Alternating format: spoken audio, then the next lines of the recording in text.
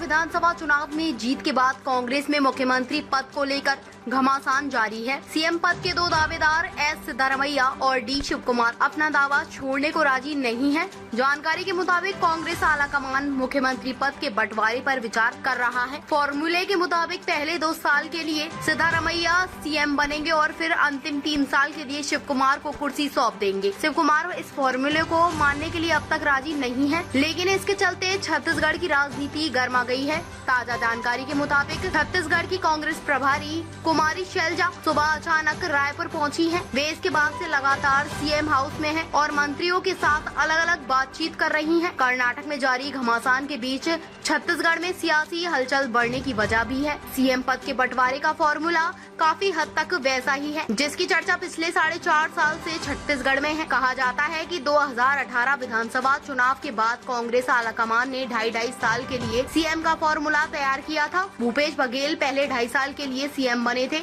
इसके बाद टीएस सिंहदेव को यह पद दिया जाना था। कांग्रेस आलाकमान ने कभी यह फॉर्मूला सार्वजनिक नहीं किया, न ही भूपेश बघेल ने इसको माना। सिंहदेव के समर्थक जरूर इसकी चर्चा करते हैं। 2.5 साल पूरे होने के बाद खुद सिंहदेव भी कई बार सीएम पद पर अपना हक जता चुके हैं। प्रत्यक्ष और अप्रत्यक्ष रूप से वे कई बार आलाकमान से भी इसको लेकर नाराजगी जता चुके हैं। अब जबकि राज्य में फिर से विधानसभा चुनाव नजदीक आ चुके हैं, कर्नाटक के कारण इस फॉर्मूले की चर्चा तेज हो गई है। सूत्रों के मुताबिक कर्नाटक में मुख्यमंत्री पद के दावेदारों ने आलाकमान से कहा है कि छत्तीसगढ़ में इस फॉर्मूले का पालन नहीं हुआ, कर्नाटक में इसे लागू किया जाएगा। इसकी क्या गारंटी है? इसके बाद आनन फानन में कुमारी शैलजा का रायपुर का कार्यक्रम तैयार हुआ। वे मंगलवार सुबह रायपुर पहुंची और सीधे सीएम हाउस गई। इसके बाद मंत्रियों को भी सीएम हाउस बुलाया गया। अभी कोई कुछ बता नहीं रहा, लेकिन जानकारी के मुताबिक वे फिलहाल मंत्रियों से 1 to 1 मुलाकात कर रही हैं। गृह मंत्री ताम्रध्वज साहू और पीएचई मंत्री रुद्र कुमार के साथ उनकी बातचीत पूरी हो गई है। दोनों मंत्री सीएम हाउस से बाहर निकल चुके हैं। हालांकि उन्होंने मीडिया कर्मियों से कोई बात नहीं की। बताया जा रहा है कि कांग्रेस नेतृत्व भूपेश कैबिनेट के कुछ मंत्रियों के कामकाज से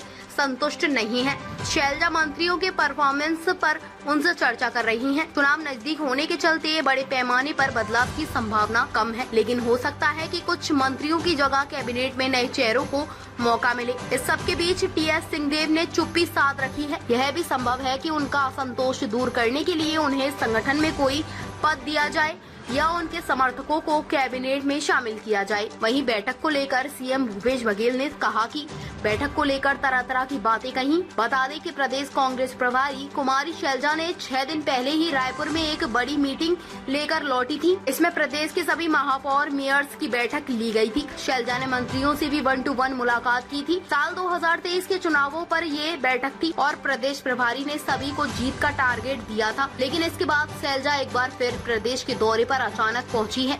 इसे लेकर अब सियासी गलियारों में कई तरह की चर्चाएं हो रही हैं।